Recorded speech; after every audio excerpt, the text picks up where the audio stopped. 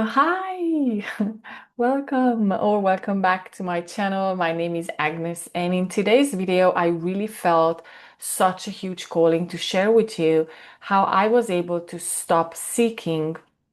And then those of you who know me, I have been an obsessed spiritual seeker. I have been an obsessed person around manifestation, manifesting dream life, manifesting even becoming a manifestation coach, and how the only way that we can actually start receiving is when we stop seeking. And how this was not at all clear for me. It's not really talked about it in the spiritual world. So I wanted to bring this as my new example, how my life completely shifted and I started to receive, and how you can do this too. And with that said, let me just go into the depth of this. So understanding that the word seeking, and just going back to maybe one step before that, is that our reality is a frequency-based reality, meaning that who you are being at your core, meaning your stories, the story you're telling yourself, the decisions you made about yourself as a child, which that's what I call the shadow, that's what I call the pattern, the ones that are running your reality. That's the filter through which you are experiencing reality. That for everyone, it's our it's the pattern, it's the illusion we took upon us. And these are I'm not enough, right? It's that separation wound. It's I'm not enough. I don't matter. I'm not lovable. And that core wound, that core pain, that illusion, that lie, that is that we decided about ourselves at a very, very early age is running the reality. It's filtering our relationships. It's filtering the relationship with your body, with with money, with body health, everything else, other people, your parents, your spouse, your boss, your children, your experience with God, your experience with the external reality. And this is very, very important. Because it's just a mirroring, it's just a reflection of reality around us. So when you really understand this, you also understand that whatever we call out there, and we love to do the blaming thing, of this is the job, right? So like if I just change my job, I'm going to finally feel free and happy and joyful and fulfilled. If I just change this boyfriend, I just divorce and find another husband, then I will finally feel loved and free and respected and cherished and acknowledged and appreciated and important. Or if I just have enough money, if I had 10 times as much as I have right now, then I will finally feel worthy and free, and I can start living my life, and I can be just joyful all the time and in bliss. So we believe that just if that times arrives when I get that soulmate, and I have that house, and I travel around the world, and I have this amount of this business, and it's just flourishing, and clients are arriving in my life easily and effortlessly, which is all possible. It's all already happening. A few couple of months ago, I was able to fully integrate that original wound. And yes, it took me more than 15 years of a very beautiful path. And this is what you most probably are doing as well. This is what we call our awakening, spiritual healing journey. And this is what we are doing. We are calling home our aspects of us who were rejected by us, right? So in this beautiful life that we call, our childhood, and then later until basically at this moment, you have rejected many parts of you. You have pushed away, you have abandoned, you have labeled, you have blamed. And this is what's happening in this journey on a let's say, higher level. This is what we are doing. We are calling home. We are calling into wholeness, um, all the aspects of us, all the versions of us. And this is very important because seeking comes from this original wound. If you decided very early on, and many of us decided this even in the womb, so that's important. You don't remember this or not, like unless you are brought back or you are able to bring yourself back to that original experience. But it's not even necessary. And I talked about this in previous episodes, but this is the core of everything you're looking for. This is the path to your true freedom. This is what you always wanted. It's not manifestation. It's not, but we really believe it is. So I really want to talk a little bit about that part as well, because when this lack, this craving, it will start in us a seeking. It's very natural. It's the contrast, right? So when inside of us we don't feel safe, we don't feel enough, we don't feel loved, or that we are important, there is a natural seeking that will start in us, and we will try to seek that in our external reality. We're going to seek that in money. We're going to seek the validation of our worth in success and money, our lovability and amazingness in partners and other people around us. And it's absolutely normal. Why I'm doing this video, I want to take your awareness to a higher level so you can bypass that which I considered looping for like many years. So you don't have to loop in this seeking and chasing and searching and feeling that you need more spirituality, more techniques, more methods, more retreats, more gurus, more certificates. You need to know more about manifestation. You need to learn all the techniques, and because that is all coming from empty, from not there, from lack, from pain. So if you understand that reality is just a reflection, you also understand that you being in a seeking mode, it means you are in lack. So your reality can only reflect your lack. You can only show you in 3D reality manifestations of not having, manifestation of, let's say, abandonment, manifestation of emptiness, manifestation of not of the lack of something. And that's it's going to generate just even more wanting and needing and seeking.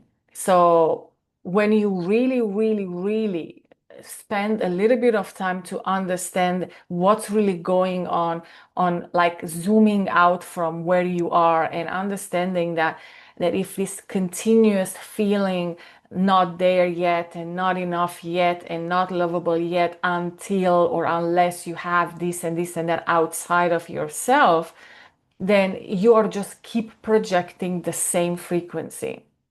So that's what I have been doing, and many of you know me. I have been an obsessed seeker from Dr. Joe Dispenza. Like I went I spent all the money that I was creating in myself, into knowing more, going to enlightenment festivals in India and meditate for weeks.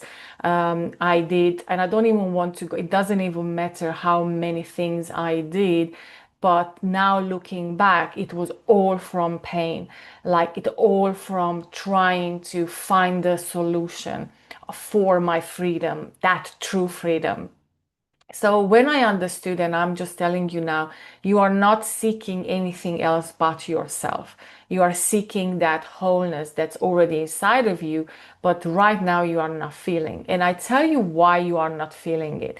It's because of that original wound, that abandonment that happens inside of you when you negate parts of you, and that of course accumulates during our lifetime and during our stories that happen, and different rejections and abandonments, and every time, with our exes and with our different in schools. And so there's a lot of regeneration of the same pain. So we remanifestation, because that original wound will, that's what I call shadow. So the shadow is going to also manifest in the 3D reality as much as your conscious desire. So that's why, for example, you have a conscious desire for a soulmate, but the soulmate will come with his own shadow if you still hold on shadow. So let's say that you have a big desire to feel lovable, but deep inside you are calling this person in from you're not lovable pattern, or I'm not enough pattern. So that person will come into your life, but will match your conscious desire and your shadow as well. So what's going to happen? It's going to trigger you into that not enoughness, into that I'm not lovable, I don't matter, with different stories, situations where it will just push your button, you will trigger you. And then you will feel exactly the same pain as you felt before with any other character in your life, and before that, and before that, and before that, when it goes down to that original wound, which was either created with your mother or to your father. And I'm sorry to say this. I know many people say, and I also believe this is very important. I also believe I had a phase of my life where I believe you have to go and heal that. And then I had a phase of my life where I said, that's not important. You don't need to do that. Just recognize I am. Recognize the I am awareness, recognize you are God, and just let everything go and just remember who you truly are. And I had a phase where I said both of them are important, and this is where I am right now. The only way you can truly and embody the I am awareness, and which is a state of being, which is very important to say, I am awareness is a state of being where you are able to relax into the flow of life. You are able to, your nervous system fully trusts the flow, fully trust the cycles, fully trust your higher self. So it just smoothes out, right? It just balances out naturally. So you are not anymore being triggered into old wounds, in this old pain, but you recognize it and it just flows through you.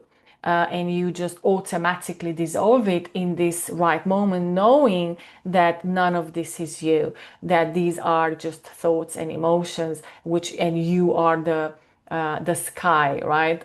Where these are clouds just going by. Yes, like the concept is very beautiful, and I know this, and I know you know this as well. But the question for me was why people are unable to embody and anchor this I am awareness in their reality instead of flicking in and out. Because unless your body is still holding on to that baggage, that emotional, I don't even know what's the word, what word to use, but it's that emotional congestion, okay, that needs to be held, and you are the only one who can hold it because you created it in that experience. So why this is so important to go, and either you go back to that experience, and I said this before, you don't need to, it's enough to be here and now and just go back to your last trigger that you might have had this morning. That pain that you felt this morning with, let's say, I don't know, your spouse telling you something, and all of a sudden you felt this rash of anger, or the rash of sadness, or the shame, or whatever it was, that emotion, or the frustration, um, or the unsafetyness. So if you are able to sit down with that, that's an aspect of you, and who wants and needs to be seen. The integration happens, and you are able to stabilize this level only if you are able to integrate those parts of you. We can call it shadow work, we can call it any way you want to call it, but it has to be done. Otherwise, the level of consciousness you achieve with I am awareness, or no matter how much you want to create a new identity, and then you are affirming and you are trying to trying to program something on top of the of that pain, in top of your own self-abandonment, it's impossible, because your body won't trust the new programming. It will reject it, because your core identity is I'm not safe. So no matter how much you put on top of that, you cannot make it not happen. You cannot deprogram it. The only way you are able to let go and completely, fully, and permanently dissolve is you if you are able to hold it in your own light, in your own consciousness, holding those parts of you. And it doesn't need anything. It doesn't need any extra stuff. You don't need anything else in the whole entire reality but yourself, and yourself to sit down with these emotions and hold them close to your chest. And I know, like in these last few weeks, since this is the only thing that I've been helping, well, two things that I've been helping my clients do. One is attending that pain, attending that separation pain, and calling yourself into wholeness. That's what we do. And I explained about this in another video, which I'm going to just put it here and link it up and down so you can go back to that. And then the other thing is that yes, you can totally start focusing on creating the new identity, but when you understand that from wholeness, and again going back to projection and reflection, that's what reality is, right? So when the core wound is healed and you come back to I am whole and complete, that starts to be reflected in your reality naturally. You don't have to do anything. You are addressing the shadow, so the shadow dissolves into light. You are able to hold more light, which stabilizes your nervous system.